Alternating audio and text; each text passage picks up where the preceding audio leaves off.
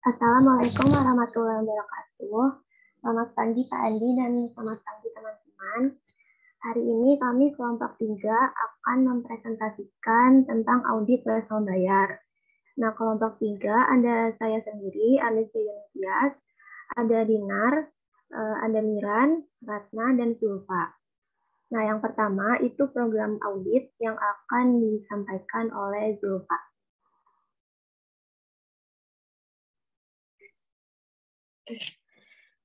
Yang pertama, saya akan menjelaskan mengenai program audit untuk akun notes payable dan accrued interest dari Apple Blossom. Tujuan audit. Di sini terdapat 5 tujuan audit, di mana auditor harus memastikan bahwa yang pertama, notes payable dan accrued interest benar-benar ada untuk memenuhi asersi existence. 2, seluruh notes payable dan accrued interest telah tercatat asersi completeness. 3, seluruh notes payable dan accrued interest merupakan kewajiban legal perusahaan asersi right and obligation. 4, notes payable dan accrued interest telah diklasifikasikan dan dinilai dengan tepat, asersi, valuation, and allocation. Dan 5, ketentuan, kondisi, serta pembatasan terhadap notes payable dan accrued interest telah diungkapkan dengan cukup untuk memenuhi asersi, presentation, and disclosure. Selanjutnya, mengenai prosedur audit. Prosedur pertama, review dan evaluasi pengendalian internal atas notes payable dan accrued interest. Prosedur ini digunakan untuk menguji semua asersi. Selanjutnya, peroleh trial balance dan subledger notes payable dan accrued interest dengan melakukan cek kesesuaian jumlah dan cek vote dan cross vote untuk menguji asersi completeness, valuation and allocation, dan existence. Uji keputusan hasil rapat Dewan Direktur untuk pengotorisasian yang berhubungan dengan notes payable, asersinya right and obligation. Uji dokumen pendukung yang berhubungan dengan saldo notes payable, asersi existence, dan completeness. Siapkan ringkasan saldo awal dan akhir, pembayaran, dan amortisasi lain, serta telusuri akun yang sesuai, asersi, valuation, and allocation. Ini nanti akan dijelaskan lebih lanjut di kertas kerja I1. Selanjutnya, lakukan konfirmasi keberadaan dan detail atas notes payable dengan kreditur, asersi, existen, dan right and obligation. Akan dijelaskan di kertas kerja I2. Lakukan reklasifikasi yang tepat atas notes payable jangka pendek dan jangka panjang, asersi right and obligation, akan dijelaskan di kertas kerja I1. Rekalkulasi perhitungan beban bunga akrual, dan accrued interest untuk asersi valuation and allocation akan dijelaskan di kertas kerja I1. Selanjutnya, lakukan konfirmasi kepada bank yang terkait pembayaran yang dilakukan oleh klien, asersi, valuation, and allocation. Selanjutnya, peroleh cash disbursement journal dan voucher pembayaran untuk kemudian mengecek kesesuaian jumlah dan cocokkan dengan hasil konfirmasi bank, asersi, valuation, and allocation, dan completeness. Terakhir, lakukan pengujian yang cukup dalam catatan atas laporan keuangan untuk asersi, presentation, and disclosure. Sekian pembahasan mengenai program audit. Pembahasan selanjutnya akan dijelaskan oleh Tias.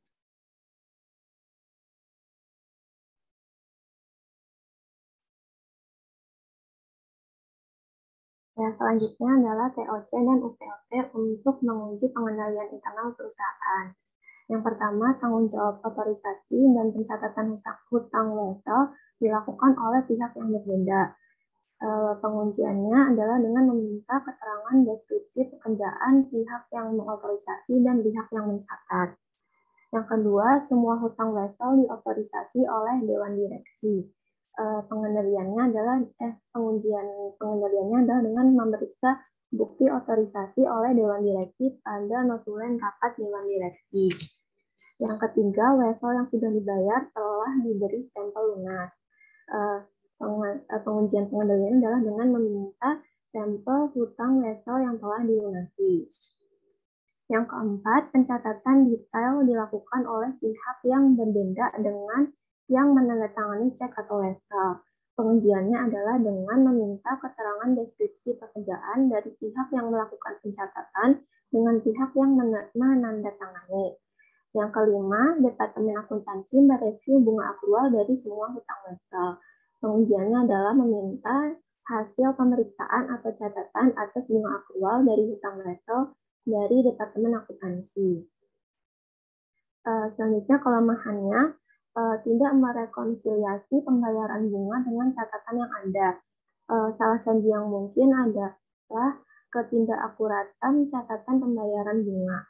Substantif tes yang dilakukan adalah dengan melakukan rekonsiliasi bunga dan pembayarannya berdasarkan dokumen terkait. Sekian, selanjutnya akan dijelaskan oleh Ratna. Baik, saya akan melanjutkan dengan schedule I2.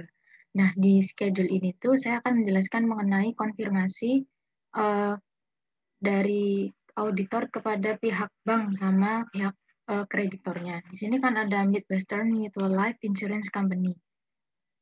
Ke bawah. Ini kan merupakan kreditor ya, dan di sini Nah, di sini tuh ada notes bahwa pada tanggal 31 Agustus 2003 perusahaan itu mempunyai utang sebanyak 475 yang jatuh temponya itu Agustus 31 2010. Nah, interest rate-nya adalah 10% yang dibayar setiap tanggal 31 Agustus untuk setiap tahunnya. Berarti kan di sini perusahaan itu baru mempunyai wesel bayar atau notes payable jangka panjang karena ini kan lebih dari 1 tahun untuk di tahun 2003 ke bawah. Di sini ada catatan mengenai konfirmasi atas utang wesel bayar tadi. Yang pertama ada notes payable long term. Tidak ada saldo awal yang tercatat pada notes payable long term seperti yang saya jelaskan tadi. Di saldo tanggal 31 Desember 2002 tidak ada notes payable long term. Berdasarkan surat konfirmasi dari pada tanggal 31 Desember 2003, perusahaan itu memiliki notes payable yang belum dilunasi senilai 475.000 tertanggal 31 Agustus 2003. Notes payable ini jatuh tempo pada tanggal 31 2010 dengan bunga 10% yang dibayarkan setiap tanggal 31 Agustus setiap tahunnya. Nah, ini bisa dilihat di sebelah kanan di trial balance 31 Desember 2003. Di sini ada tulisan notes payable long term. Nah, di bagian ini tuh di bagian tahun 2003 kan. 475 ini ada di tahun 2003. Jadi di tahun 2002 itu belum ada saldo dan di tahun 2003 sudah ada saldonya. Kembali lagi ke kiri. Nah, kemudian untuk nomor 2 ada notes payable long term. Di sini pada trial balance per audit 2002 tercatat saldo notes payable yang short term itu tuh 125.000 yang akan jatuh tempo pada tanggal 30 April 2003. Notes payable telah dibayarkan di tanggal jatuh tempo yaitu 30 April 2003. Jadi ini utangnya tahun 2002 dan jatuh temponya 2003. Makanya hanya setahun maka dinamakan notes payable short term. Adanya cash disbursement, jadi pembayaran itu dengan voucher 438 yang mencakup pembayaran pokok utang dan interest. Teman-teman bisa lihat di halaman 243 atau keterangannya ada di sini, di sebelah kanan. Nah, di sini ada keterangan bahwa untuk 125.000 yang telah dicatat Big City Nasional, itu kan bank ya. Jadi banknya itu menerima uang sebesar 125, tapi sudah dibayar, sudah dilunasi sebesar 140.938. Nah, selisih pembayaran ini tuh adalah bunga dari wesel bayar jangka pendek. Kembali. Kemudian, nah, penjelasan mengenai accrued interest dan interest expense nanti perhitungannya kan akan dijelaskan di schedule I1. Nah, saya akan menjelaskan mengenai penambahan rincian penambahannya aja. Yang nomor 1 ini 475 itu ada penambahan saldo accrued sebesar 15.833. Ini tuh dari notes payable long term yang dari Midwestern tadi. Terus yang kedua kontrak leasing. Jadi di sini ada penambahan saldo accrued interest sebesar 4.114. Itu berasal dari leasing. Jadi dari itu audit PPE yang kemarin kita kerjain sebelum UTS. Jadi di sini ada penambahan accrued interest sebesar 4.114. Terus kemudian di tanggal 30 April terdapat pelunasan tadi notes payable short term sebesar 140.938. Nah, selisihnya itu merupakan pembayaran bunga. Bawahnya. Di sini saya akan menjelaskan interest expense. Yang pertama, berarti kita samain ya sama accrued interest-nya. Interest expense yang pertama ada juga dari notes payable long term. Kemudian yang kedua ada short term, yaitu pembayaran expense untuk tahun 2003 dari Januari sampai April. Kemudian ada juga expense dari kontrak leasing, yaitu penambahan ada saldo interest expense. Kemudian selanjutnya akan dijelaskan oleh Dinar Aisyah untuk kertas kerja I1.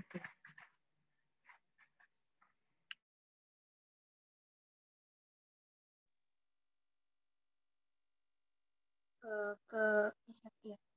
Jadi selanjutnya saya akan menjelaskan tentang kertas kerja I1.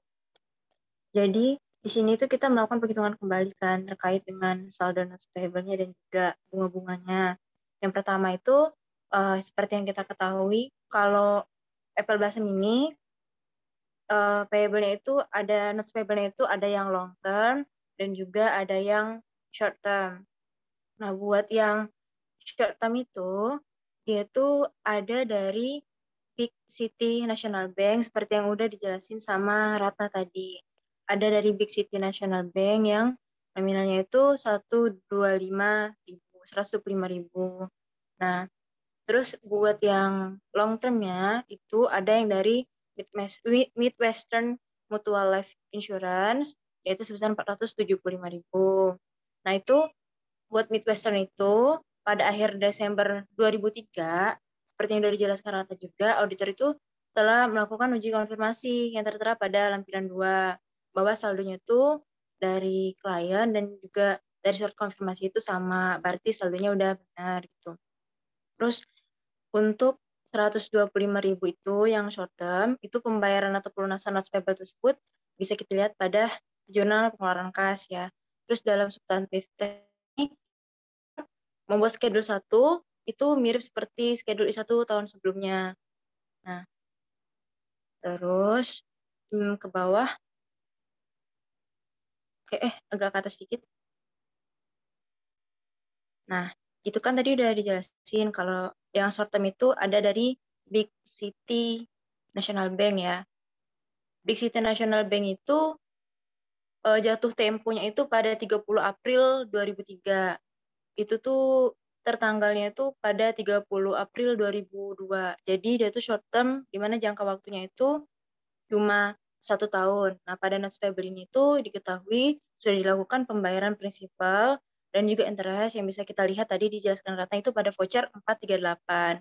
Nah, hingga pada akhir tahun, saldo per book dan per auditnya itu jumlahnya sama, sebesar 0.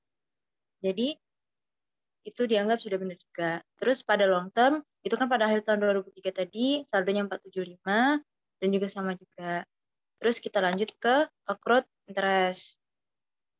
Nah, accrued interest seperti yang bisa kita lihat pada, coba agak ke kanan,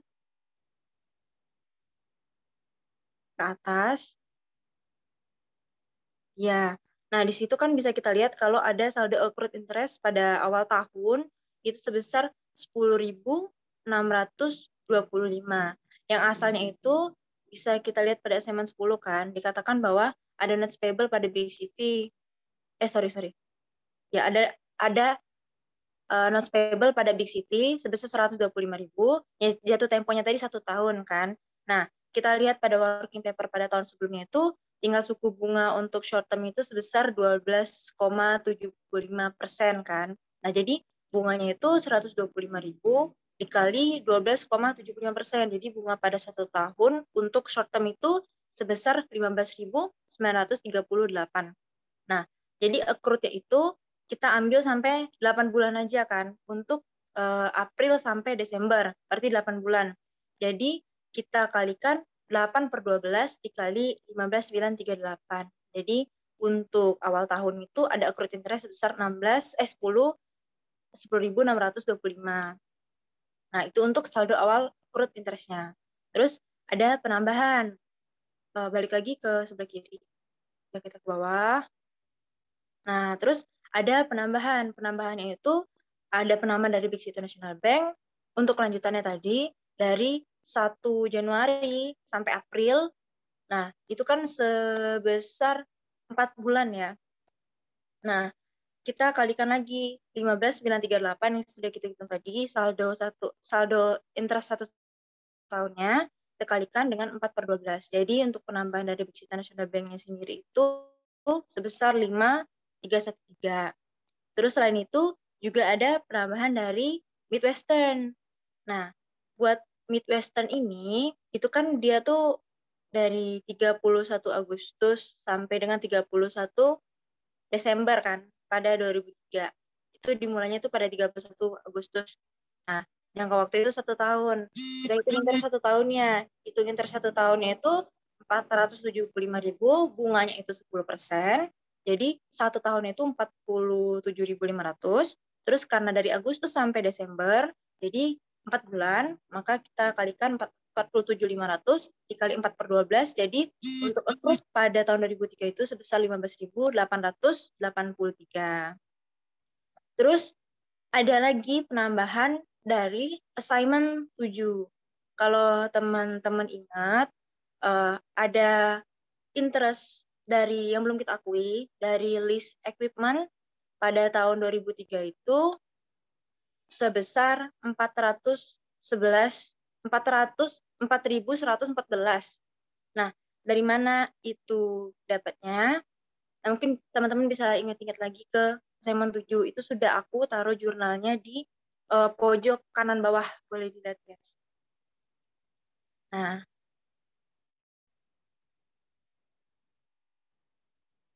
oke. Nah, jadi kalau kita ingat-ingat lagi,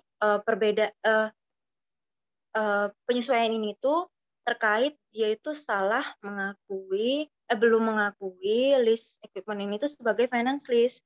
Nah, kan harusnya ini tuh diakui sebagai finance lease, tapi sama Apple Blossom itu belum diakui sebagai finance lease gitu.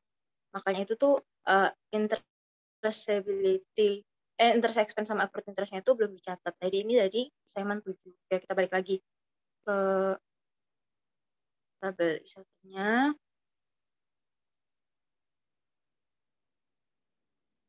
Oke, jadi kalau kita total, itu tuh accrued interest-nya itu sebesar 19.947. Dan juga ada payment. Nah, payment itu dari mana? Nah, payment-nya itu dari short term tadi. Short term tadi yang sudah dilunaskan. Kan short term itu dilunaskan pada 30 April. Nah, total bunganya tadi seperti udah kita hitung itu sebesar 15.938, atau bisa kita hitung juga dengan mengurangkan 149.38 tadi yang dilunasi itu dikurangi 125. Itu pelunasan interestnya itu sebesar 15.938. Jadi total balance per auditnya itu setelah dikurangi payment itu sebesar 19.947. Tapi kalau kita lihat di Apple Blossom itu balance per booknya itu sebesar 15.833. Coba kita lihat ke kanan. Balance accrued interest-nya itu, nah balance accrued interest pada akhir tahunnya itu 15.889. Jadi 833. Ada selisih kan? Nah, coba kita ke kanan lagi. Nah, ke kiri maksudnya, maaf. Jadi ada selisih kan, ada selisih dari balance per auditnya sama balance per booknya. Nah, selisihnya ini dari list equipment tadi, interest list equipment itu yang belum dicatat tadi sebesar 4.114 tadi. Nah, jadi selisihnya itu segitu. Nah, terus buat interest expense-nya, itu ya kita samakan sama accrued interest-nya. Jadi, buat interest expense yang terjadi dari Big City-nya itu, tadi yang 1 Januari sampai 30 April itu sebesar 5.313, terus buat yang Midwestern, itu sebesar 15.833, dan juga ada penyesuaian dari list equipment-nya sebesar 4.114. Balance per auditnya kan 25.260. Nah, bisa kita lihat lagi di kanan, kalau balance per book dari Apple Blossom itu sebesar 21.146. Nah, coba interest expense lagi. Nah, interest expense itu balance per book pada akhir tahunnya itu 21.146. Jadi ada selisih sebesar 4.114. Nah, jadi ada jurnal penyesuaian tuh kan untuk perbedaan tersebut. Nah, sekarang kita lihat di bawah tabel satunya. Jurnal penyesuaian itu bawah lagi dikit. Nah, adalah interest expense pada accrued interest sebesar 4.114. Jadi itu buat schedule S1. Nanti dilanjutin sama schedule I. Terima kasih.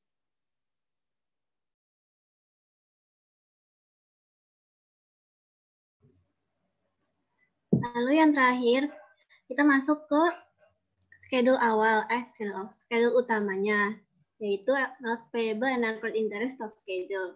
Yang pertama dari akun accrued interest. Nah, accrued interest ini kan tadi per booknya 15.833. Lalu terdapat jurnal koreksi dari AJ12 tadi, yaitu penambahan dari list equipment sebesar 4.114. Maka per auditnya adalah 19.947. Lalu selanjutnya ada notes payable short term. Tadi sesuai sama di jurnal di schedule I1 bahwa per booknya adalah 0 ya. Berarti kita samakan karena tidak ada koreksi, per auditnya juga 0. Lalu selanjutnya ada notes payable long term. Dari schedule I1 terdapat per booknya yaitu 475.000 dan tidak ada penyesuaian, maka per auditnya juga 475.000. Lalu yang terakhir ada akun interest expense. Dari per booknya yaitu sebesar 21.146 dan terdapat koreksi ya dari list equipment juga, yaitu penambahan sebesar 4.114. Maka per auditnya adalah 25.260. Maka dapat diambil kesimpulan bahwa berdasarkan hasil audit atas akun notes payable dan accrued interest, akun tersebut sudah disajikan secara wajar. Terima kasih.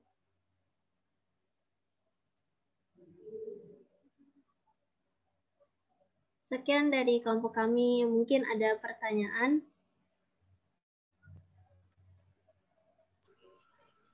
Izin bertanya. Saya komentari ya, kalau kita bikin kesimpulan pada akun ataupun kelompok akun, jangan gunakan kata sudah disajikan secara wajar.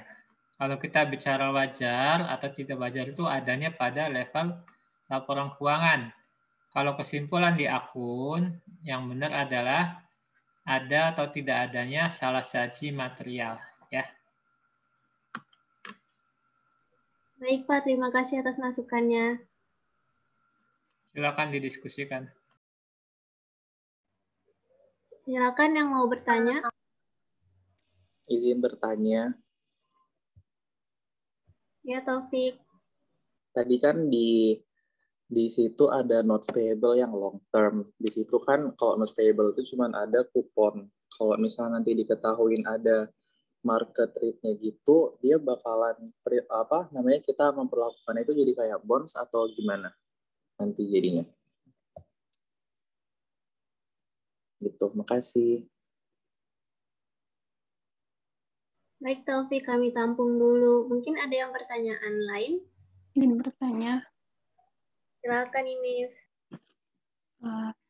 izin bertanya kelompok 3 terkait dengan di schedule I2 itu kan ada penjelasan lanjutan terkait jaminan berupa mesin dan peralatan. Nah itu penjelasan lanjutannya gimana ya? Emang apakah ada jaminan dan itu pelakuannya gimana? Terima kasih. Terima kasih, Mif. Kami tampung dulu ya. Ada lagi satu lagi pertanyaan?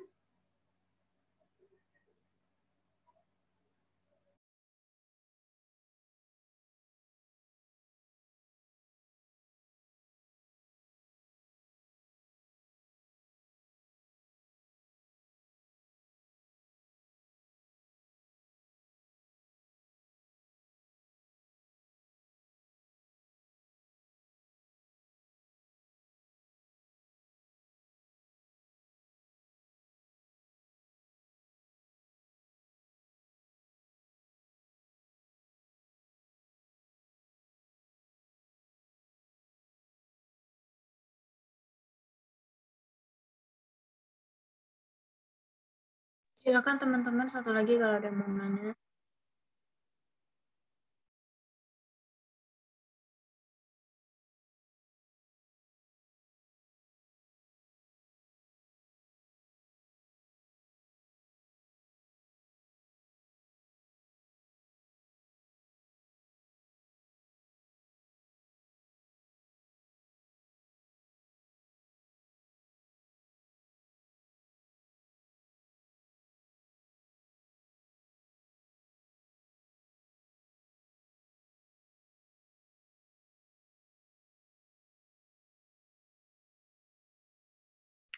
Kalau belum ada yang mau bertanya, izin kelompok kami buat mendiskusikannya ya.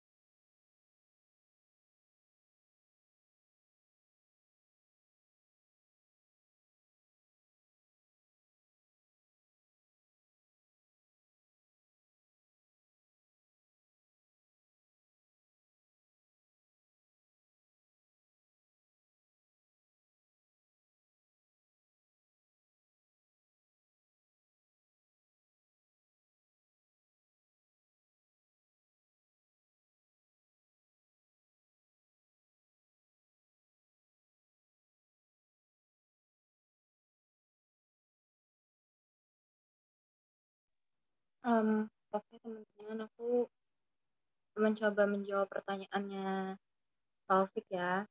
Jadi berdasarkan hasil diskusi kita terkait dengan, jadi topik ini kan hanya kalau misalnya nanti market rate sama coupon rate-nya itu beda, itu gimana gitu kan perlakuannya. Jadi seperti yang kita ketahui kan, kalau market rate sama coupon rate beda itu berarti ada premium ataupun diskon.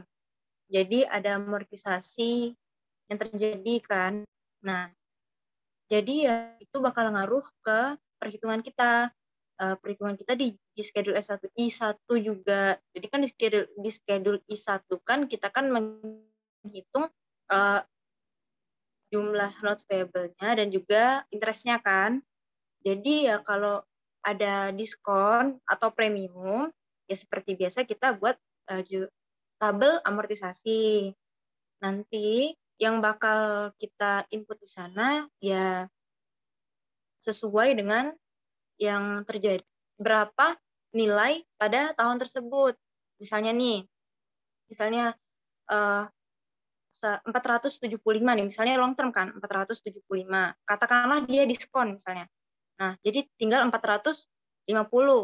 Nah, ngaruhnya itu di schedule, berarti nanti beginning balance itu ditulisnya 450. Nanti terus misalnya katakanlah Desember itu ada amortisasi diskon sebesar 5.000 misalnya kan.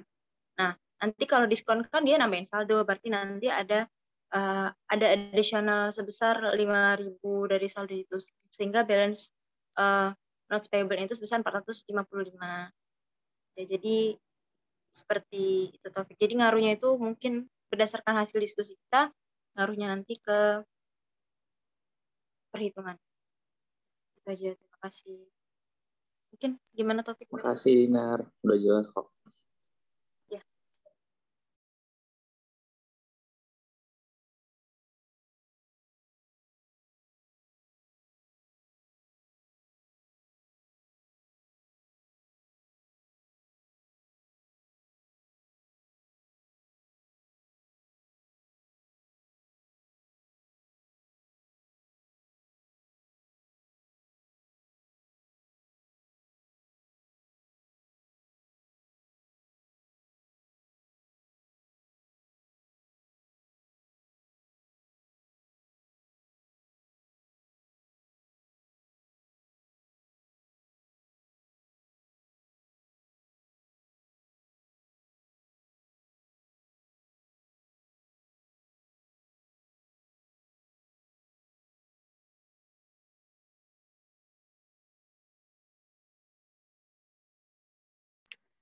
Izin menjawab pertanyaan IMIF, tadi itu kan di konfirmasinya di keterangannya ada tulisan the note is secured by plant, machinery, and equipment. Berarti kan ini utangnya dijamin oleh PPE. Mungkin perlakuannya berarti ketika ya sama seperti yang telah dijelaskan Pak Adi tadi, ketika ini kan ada covenant ya. Jadi ketika kita perusahaan mau mengutang, itu kan ada syarat-syarat yang harus dipenuhi, seperti harus memelihara rasio atau ada jaminan lain yang harus dipenuhi dan tidak boleh dilanggar. Nah, ketika notes payable ini tuh tidak dipenuhi syarat-syaratnya, maka jaminan tersebut yang akan menjadi misal PPE-nya mungkin bakal dialihkan ke krediturnya ini gitu. Jadi seperti itu sih penjelasannya. Mungkin kalau ada yang menambahi, gimana Imir? Oke, Rat, udah paham. Kasih Ratna. Ya, terima kasih.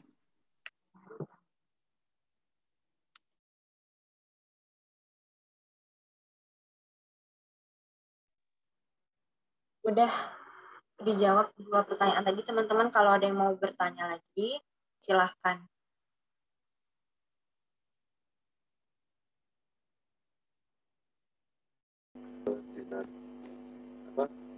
Menyambung pertanyaannya Taufik tadi itu yang masalah perbedaan bunga pasar sama bunga yang di kuponnya. Kalau seingat saya waktu dulu belajar, ini seingat saya ya, kalau dulu belajar tentang wesel bayar atau notes itu kan yang pakai acuannya itu ya pakai bunga yang yang tertulis di weselnya itu, karena sifatnya wesel ini kan cuma antara dua pihak ya, kreditor dan debitur. Nah, kalau market rate itu setahu saya dibuat untuk instrumen yang sifatnya itu utang yang dijual ke publik gitu loh, kayak obligasi apa itu kan pemegangnya beberapa pihak dan karena dipegang dan dijual di pasar, maka ada istilahnya market rate itu kan. Nah, sedangkan kalau notes ini kan sepemahaman saya dan seingat saya waktu kuliah akuntansi dulu itu perhitungan bunganya itu ya sesuai aja sama nilai kupon yang tertera di perjanjiannya itu.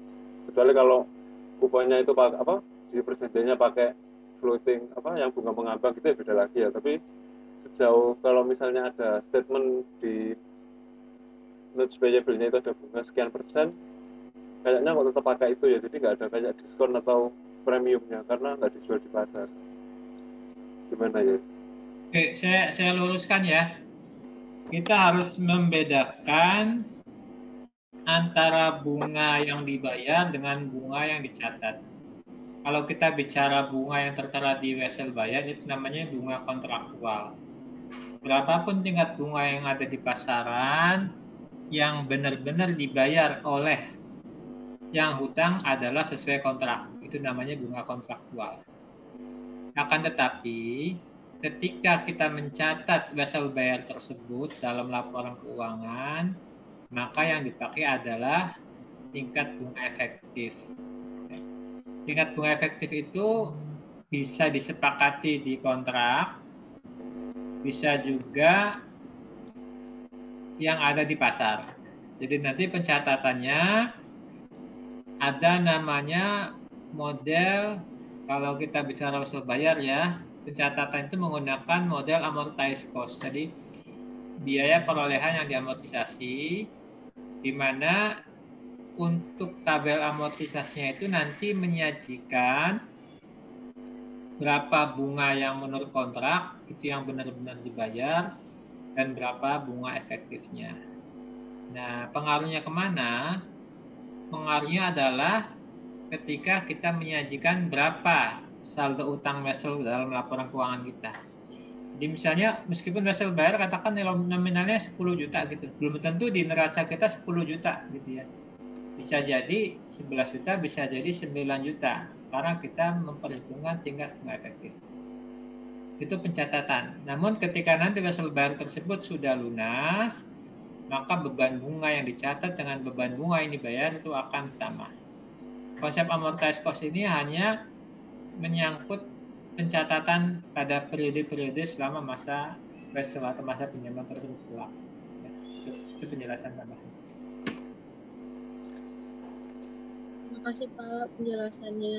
Jadi udah terjawab ya Yosua. Ya, terima kasih Pak Kinar. Teman-teman silakan kalau ada yang mau bertanya, kita masih punya waktu.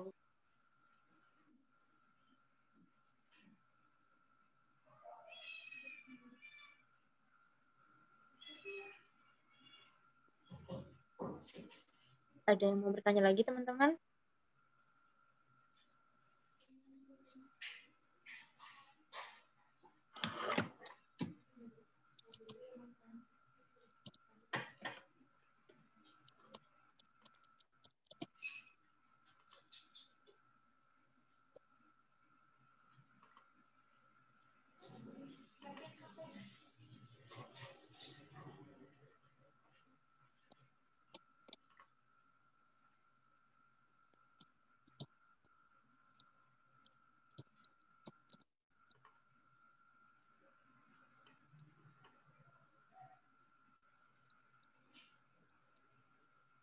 Gimana teman-teman? Kita tunggu ya kalau ada yang mau bertanya.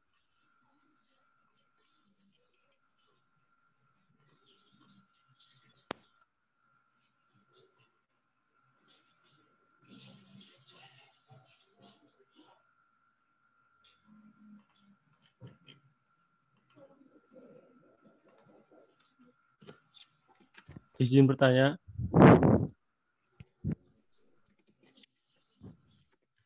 Iya, silahkan.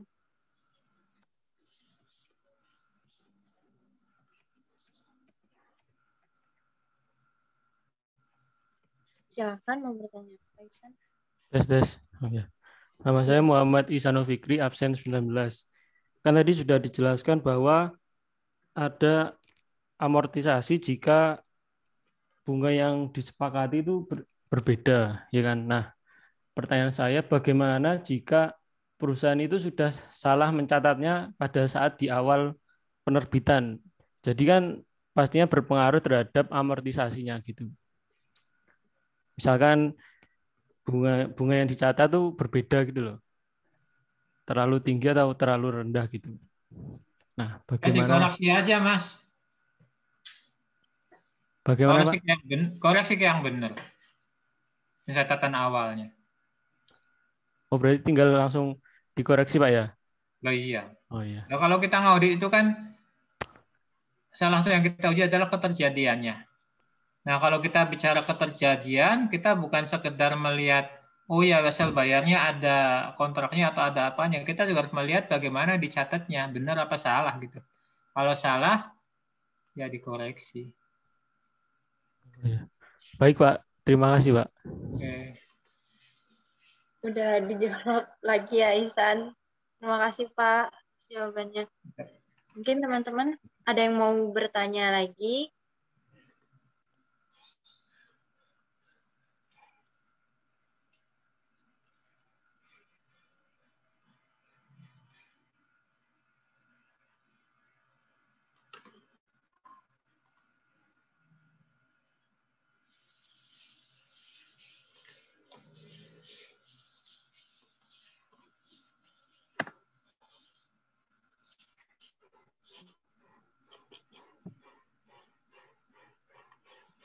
Tanya. Iya, ada yang mau bertanya tadi? Izin bertanya, Dinar. Iya, silahkan Doni. Saya Doni, absen 15, izin bertanya. Ini buat pastikan saldonya kan pakai confirm ke pihak luar kan. Jadi bagaimana kalau tidak ada konfirmasinya? Apakah cara memastikannya itu gimana biar nggak ada unrecorded liability jika kita tidak mendapatkan konfirmasinya? Gimana? Unrecorded liability tadi gimana Doni? Mohon maaf, suaranya Oh, ini kecil. kan, kalau nggak dapat konfirmasinya, cara pastikannya gimana biar tidak terdapat unrecorded liability? Oh ya, oke. Kasih Doni.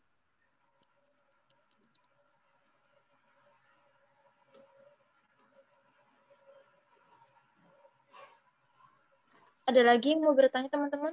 Biar bisa kita jawab sekalian.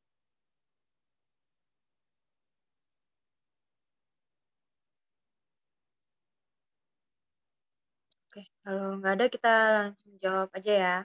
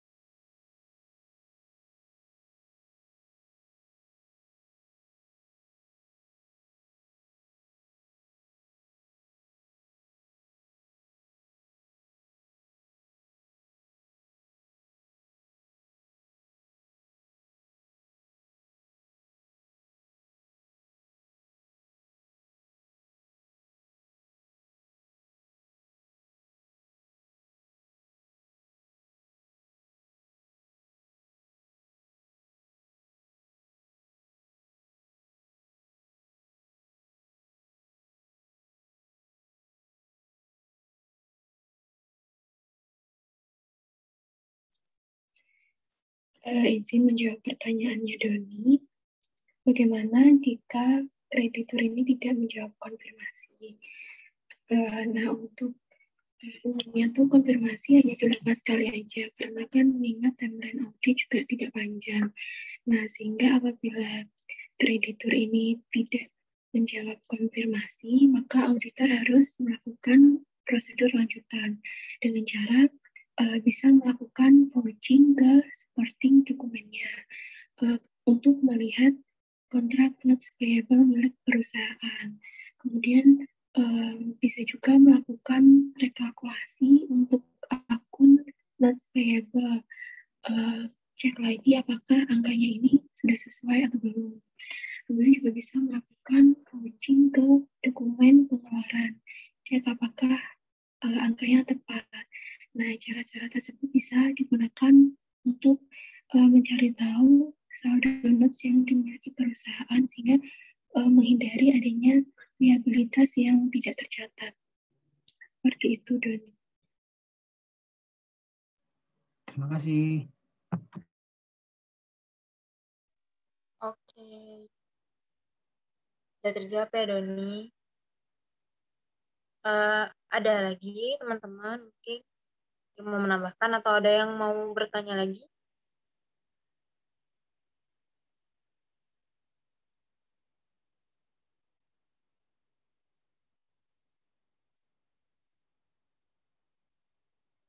Nah, kan ya kalau ada yang mau bertanya.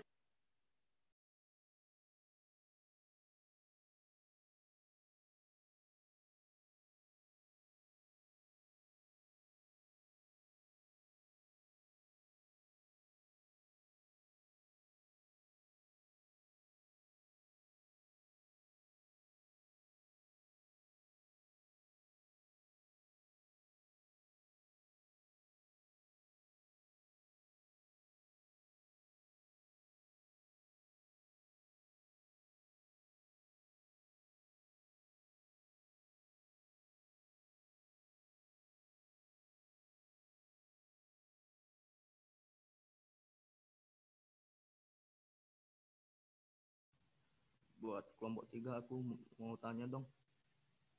Ya, silahkan. Boleh dibuat ke slide program audit nggak? Program audit. Nah, itu kan ada yang yang lakukan konfirmasi kepada bank ini. Nah, ini kan maksudnya ini kan terkait pembayaran utang sama bunganya kan. Nah, aku tuh mau tanya, kayak misalnya kan kalau kita mau konfirmasi ke bank, nah kan biasanya kalau urusan utang gitu kan antara misalnya bank sama si yang kita audit, perusahaan yang kita audit ini. Nah, ini kan kalau misalnya kita konfirmasi ini, kita kan anggap kita auditor, kita kan pihak ketiga lah. Ini apa ada kesulitan nggak? Karena kan mungkin ada gimana bilang ya, kayak kalau kita mau konfirmasi apalagi masalah urusan utang piutang gitu antara bank dengan perusahaan, kan kadang-kadang kan pihak ketiga ini kan susah untuk memperoleh aksesnya gitu, karena informasi kayak mengenai utang ini kan cenderung lebih tertutup dia kepada pihak ketiga. Ini cara konfirmasinya ini apakah gimana sistemnya itu? Apa ada kesulitan atau enggak? Mas, yang ngirim konfirmasi itu adalah pihak yang berhutang. Oh, iya. Yang memang datanya sudah terrecord di bank. Jadi nggak ada masalah gitu. Mereka tahu spesimen tanda tangannya. Bukan auditor yang datang ke sana. Jadi nggak pernah ada masalah. Oke, aman, Pak. Jangan bikin susah lah. Siap-siap, Pak. Makasih, Pak. Oke, terima kasih Alif. Terima kasih juga Pak. Ada lagi teman-teman yang mau bertanya? Silahkan.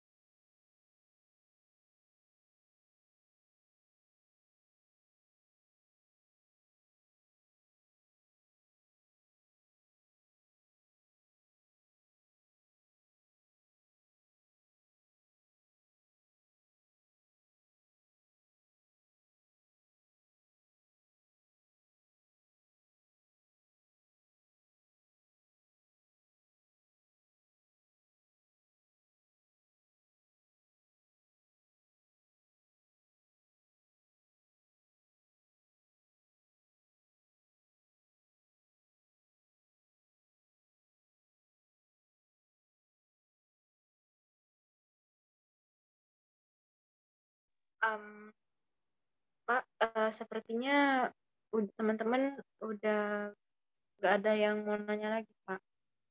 Boleh kita tutup, Pak? Mungkin udah nggak sabar pengen kuis ya? Oh, enggak, Pak. Oke, kalau begitu nggak apa-apa. Nanti Zoom-nya kita tutup dan kita langsung kuis ya. Nanti kuis kita mulai jam 8.40.